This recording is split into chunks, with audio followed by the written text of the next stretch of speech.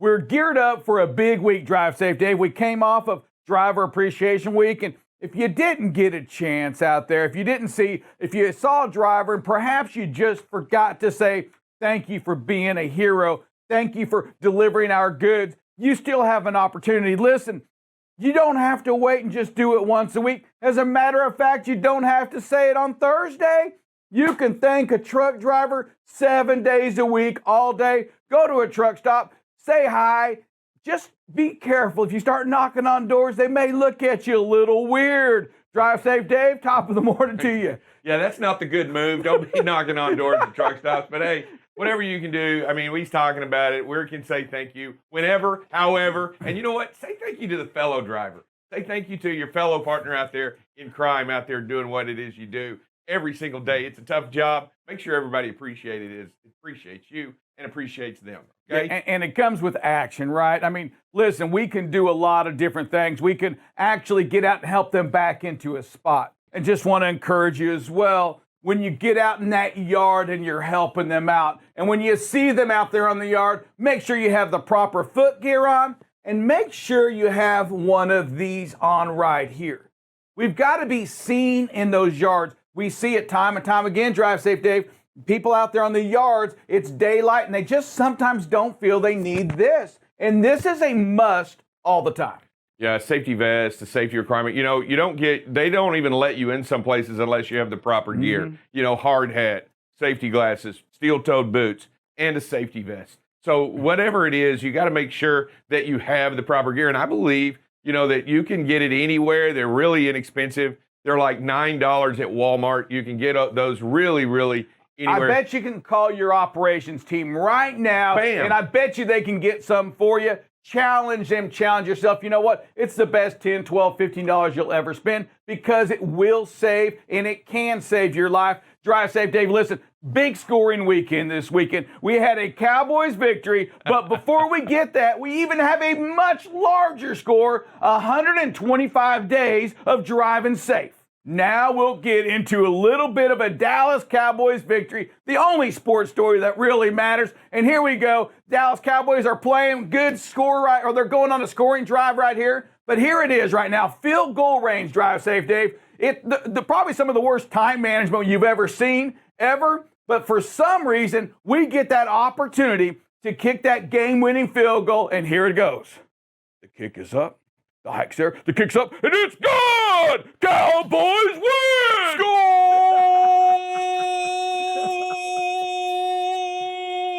You know what? It's almost like we said, goal! Because we were also at 10 days of goal. All right. The streaks continue. We spoke about the increased rates. We talked about some of the reasons behind that, and that goes into litigation. You know, how we continue to see these lawsuits just mounting and mounting and mounting. Targeting trucking companies. Targeting trucking companies. And here we go. Right here, you know, we just had those 7 individuals that were what were they? They were indicted. They were indicted by the federal prosecutors, 4 counts of indictment to those 7 individuals that range from that period of 2016 to 2017, where they were staging accidents. Yeah, and I believe all of them have pled guilty. I think every single one of them have actually pled guilty to the crime and for a lesser sentence, but they all are conspiring. They all conspired to create these false accidents out there on the highways. And what's really sad is that an officer of the court was also involved. Yeah, this happened out in New Orleans. We all know about that. We hear about this. Those cases actually settled for just a little over $1 million, and they go back after him. Here comes the indictments right now. 2 of the main folks involved in that are believed to have been in over 100 of those staged accidents. Unbelievable. Unbelievable. Going out and trying to create a problem, trying to create accidents. In fact, some of them were just claims. They went out and took drugs, just said, hey, there's a truck, let's get its license plate, let's get its truck number, and let's just file a claim against them. And those kinds of things were going on. But what's really sad is that there was also an attorney involved and also part of it, and also pled guilty. We're having a hard time hiring people. Perhaps the answer is reducing that CDL back to maybe some kind of bus driver license, something, you know, something Chauffeur not license. as strict, because you know what? this is an important cargo that we're hauling. And drive safe, Dave, here we go. Because you and I had it this morning. You're like, well, they shouldn't have that. What are that? It's just kids. And I'm thinking, you know what? You can always tell. Okay, first of all, that is not what I said. I said the requirements of a truck driver and those of a bus driver and what you do. Come on. What you do out there. Buses don't pull many tractor trailers. The reason that you should, you just because you're calling children around. That is to me, some of the most important cargo drives. And it's not something that you need to reduce. Why? Because here are what some of the things they're saying. Well, you know what? Truck drivers are supposed to check underneath their hood and check that. Bus drivers don't do that. Are we saying we don't do pre-trips? Is that what I'm hearing? No, sir. Because that, my friend, is not the answer as well. I don't want somebody lesser pulling, driving the school bus. You know what? Hell, let's screw it. Why? Learner's permit works fine, producer. And to go on that point of a pre-trip, my dad drove a bus for a long time, and every time, whenever I was a little kid, having to go up on the bus with him, every single time, pre-trip. You had to go in with your list, go through everything, make sure everything was working. You had to do your post-trip when you came back in. Same thing. You got to do your pre-trip, got to do your post-trip. Thank you. I love hearing the stories of here it is, a fellow educator's son out there, a fighter jet, training fighter jet, with they both eject, they get out, crashed into a neighborhood here in Fort Worth, Texas. Yeah, I think it's a two-seater. Yeah, I believe it's a two-seater. They were flying, and I believe they're both going to be okay. They were both taken to the hospital. But we don't know the cause or what have you. But here's some video of what transpired right here locally, right out of Carswell Naval Air Station, right here in North Fort Worth, I believe is where it transpired. Yeah, it came out. I believe it was a training jet out of San Antonio area. One of the bases out of there coming this way is where the training jet was. An hour or so as the water mixes with the dirt and the oil on the highway, it becomes a slick situation, almost just like ice. So you have to slow down even when it's just starting. Probably one of the most dangerous places that people just don't raise their guard level up there when it's starting to rain and until it gets heavier. And I love the topic. We did not converse on what the topic was going to be, but one of the things that's seen, and I've been watching, and hope to get a guy from Texas on that actually deals with the legislation.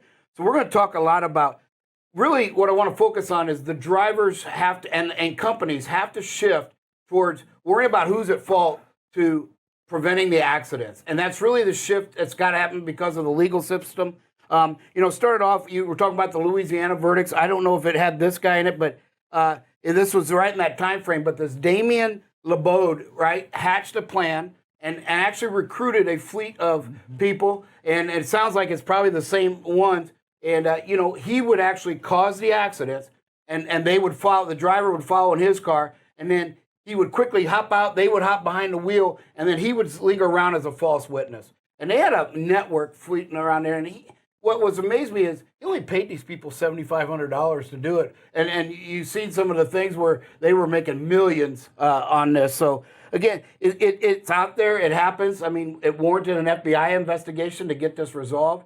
And as a result, there's some laws, and we're going to talk a little bit later on in the week about the laws. One of the leaders is Texas. They got a House bill passed that went into effect September 1st, and we'll talk a little bit more about that because that's going to be, as we build up in the week, why we have to worry about preventing the accident versus the fault, because the nuclear verdicts are real, and we're going to have some numbers for everybody as we go through the week on that as well. No, I'm ready. I'm ready to dive into that because you absolutely said it right. I mean, at the end of the day, what we need to do is prevent. We need to make sure our situational awareness, make sure we're looking out there, and make sure we're trying to prevent that accident as opposed to worrying about it wasn't my fault. It was their fault. Well, if we see it, maybe we can prevent it. And I know when you're out there, you do it every day. There's cars and trucks that drift in your lane that cut you off, and you're always preventing that. And again, we're just going to stress to you that you've got to be on your game 100% of the time. One more thing, though, that's part of the beauty of these forward-facing cameras, right? The cameras that help exonerate. Here's one. You just got to remind, we talk about fault preventability, slowing down. Don't know what happened, but this is really odd because what you're going to see is it's kind of white and shiny. There it is. Oh, and wow. I had to look at it twice, but that's on its side.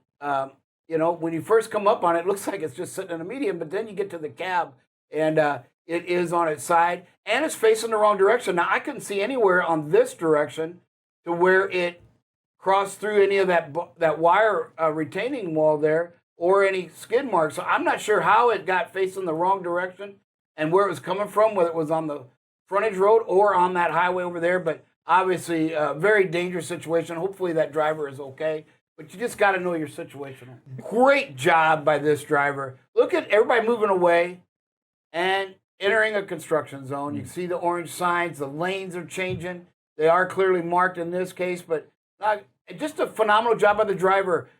Situational awareness, as you said earlier, just keeping that space, and the speed is great because everybody else is moving away from them.